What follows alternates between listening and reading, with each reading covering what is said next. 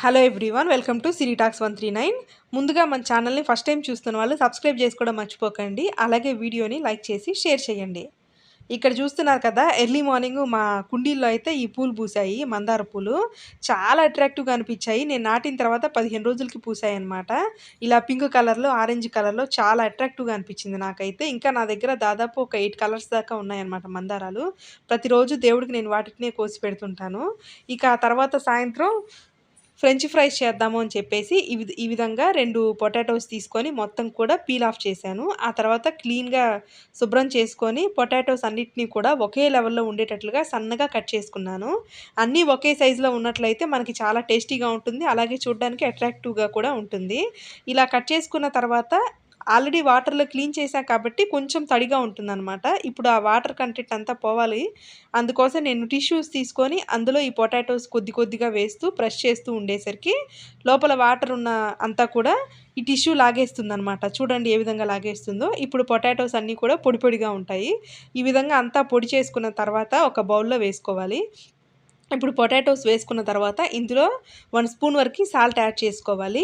Measurement అన్నిటికి కూడా ఒకే spoon use చేసినట్లయితే పర్ఫెక్ట్‌గా వస్తుంది. అలాగే పెప్పర్ పౌడర్ ఒక పావు స్పూన్ యాడ్ చేసుకోవాలి.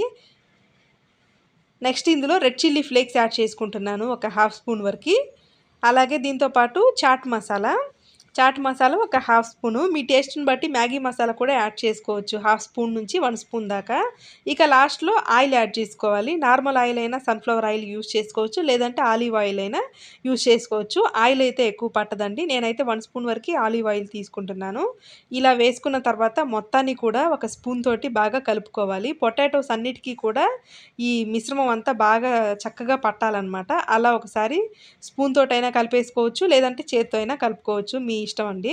ఇక ఆ తర్వాత ట్రే తీసుకున్నాను. ఓవెన్‌లో పెట్టే ట్రే. తీసుకొని అందులో మనం రెడీ చేసుకున్నటువంటి పొటాటోస్ అన్నిటిని కూడా ఒక్కొక్కటిగా వేసుకొని మొత్తాన్ని ప్లేట్ అంతా కూడా స్ప్రెడ్ చేసుకొని ఓవెన్‌లో పెట్టేసుకోవాలి.